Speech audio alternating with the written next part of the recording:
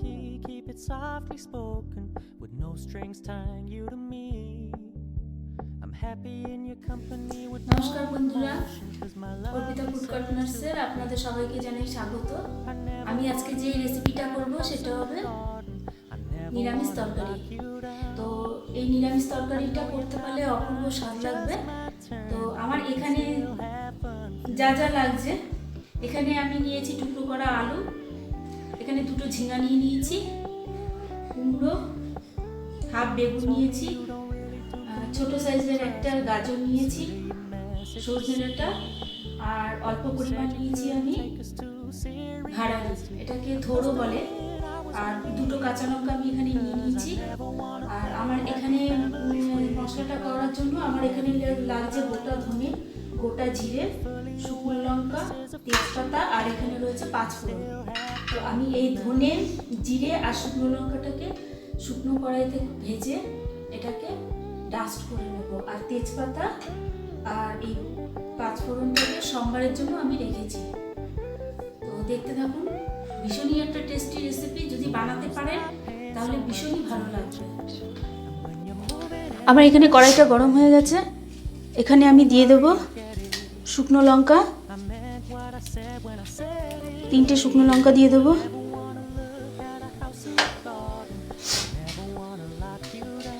শুকনো লঙ্কার সাথে আমি এখানে দিয়ে দেবো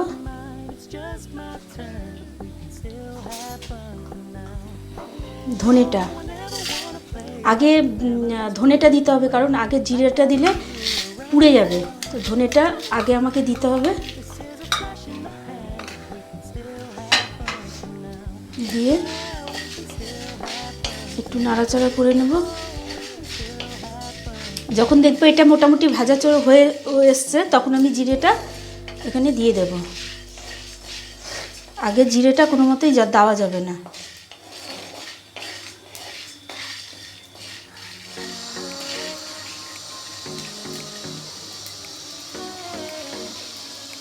এই ভাজা মশলাটা যখন আপনি তরকারির মধ্যে ছড়িয়ে দেবেন, এর টেস্ট দ্বিগুণ বেড়ে যাবে।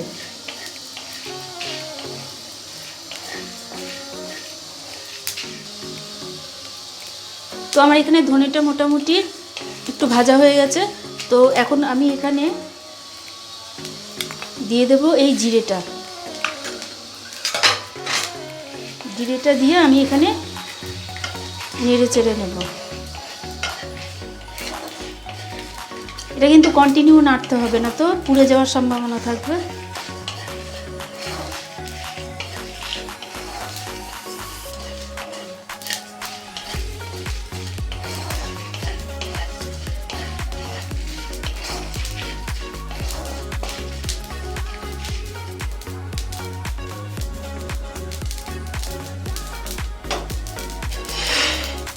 আমার এখানে এটা হয়ে গেছে মশলাটা। তো আমি মশলাটাকে নামিয়ে নেব। তো আমি মশলাটা ঢেলে নিয়েছি, এখন দিয়ে দেবো তেল।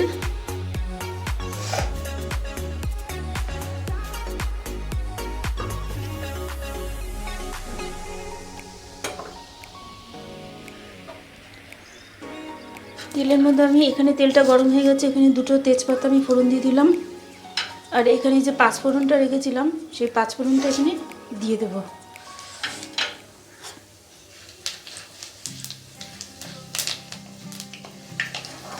দিয়ে একটু নেড়ে যখন এটা ফুটে আসবে, তখন আমি এক এক করে এখানে দিয়ে দেব।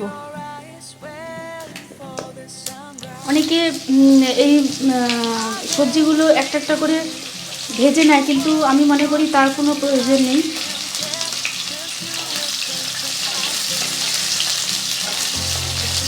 তাতে টাইমটাও বেশি লাগবে,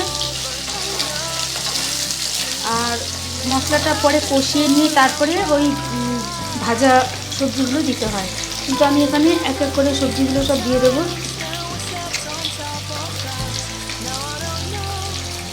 বেগুনটা দিয়ে দিলাম, এখানে ঝিঙাটা, আলুটা আমি একটু পরে দেবো, যেহেতু এটা চন্দ্রমুখী আলু, গলে যাবে। তো আলুটা আমি একটু পরে দেবো। দিয়ে এটাকে ভালো করে নেড়ে নেব।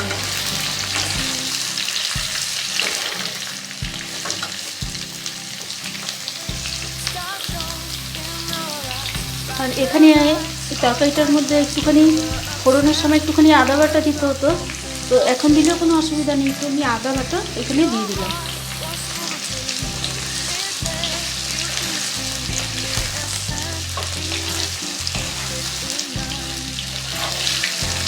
একটু ভালো করে নেড়ে নিতে হবে যেন আদা বাটাটা কোনো এক জায়গায় দলা পাকিয়ে না থাকে।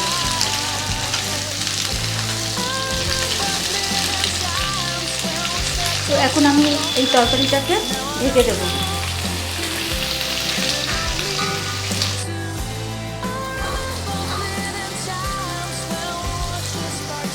আমার এখানে জল ছেড়ে এসছে, এটার মধ্যে আমি কোনো এক্সট্রা জল দেবো না, এই জলেই সিমে সিমে করে তরকারিটা রান্না করব। আমি এখানে দিয়ে দেব 2টো চেরা কাঁচা লঙ্কা, আর আমার যে আলুটা ছিল এই আলুটা আমি এখানে দিয়ে দেবো।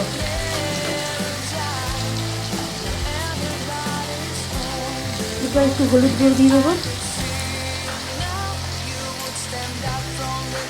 পরিমাণ মতো নুনটা দিয়ে দেবো। নুনটা কিন্তু আগে দেবেন না, যখন তরকারিটা মজে আসবে সেই পরিমাণ মতন নুনটা দেবেন।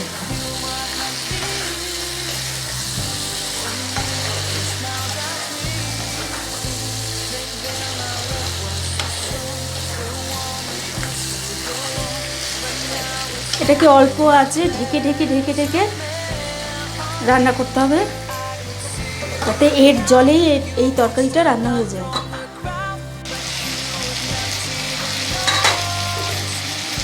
তরকারিটা আমার প্রায় মজে এসছে, এর মধ্যে দেবো আমি জিরে গুঁড়ো দিয়ে দেবো একটু, জাস্ট হাফ চামচের মতো, আর দেবো কাশ্মীরি রেড চিলি পাউডার।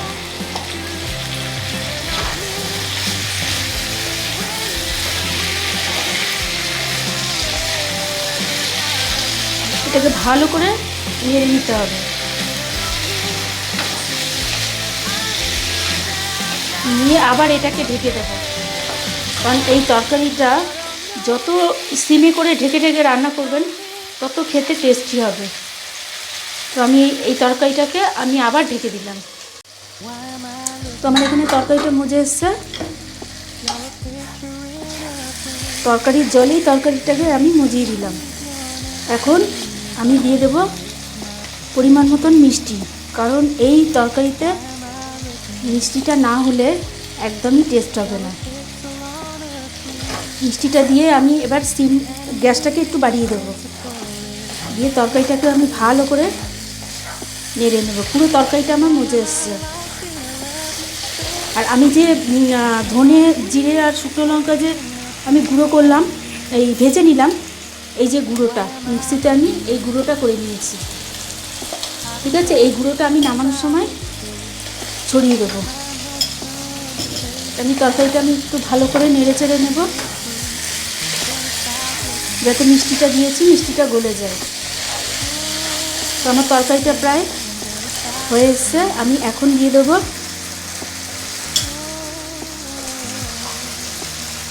আমার এখানে এই গুঁড়ো মশলাটা আছে। গুঁড়ো মশলাটার মধ্যে রয়েছে কালো জিরে আর হচ্ছে রাঁধুনি। আমি কড়াইয়ের মধ্যে ভেজে তেল ছাড়া ভেজে আমি শিলনোড়াতে ডাস্ট করে নিয়েছি। এটা কে কে তরকারির মধ্যে না মেশান না আমাকে অবশ্যই কমেন্ট করে জানাবেন, ঠিক আছে। আমি একটুখানি ছড়িয়ে দিলাম, যেহেতু আমার এই মশলাটা আমার করা ছিল তার জন্য আমি এই ভিডিওটা এক্সট্রা আমি আর দেখাইনি, আমার আগে থেকেই এটা করা ছিল। এবার এটাকে নেড়ে দেবো ভালো করে।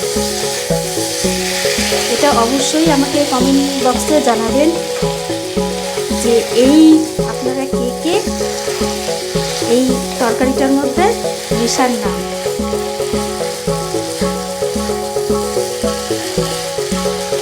এটা স্বাদ দ্বিগুণ বাড়িয়ে দেবে এই কালো জিরে আর হচ্ছে রাঁধুনি।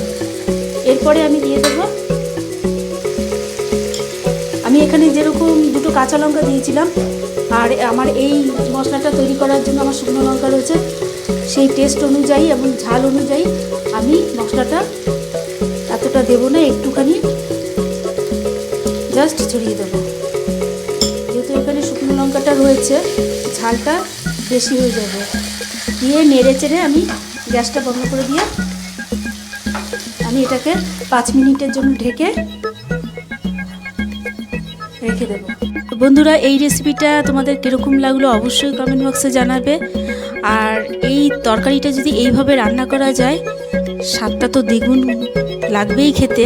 আর তার সাথে যদি একটা গন্ধরাজ লেবু থাকে তাহলে তো আর কোনো কথাই হবে না।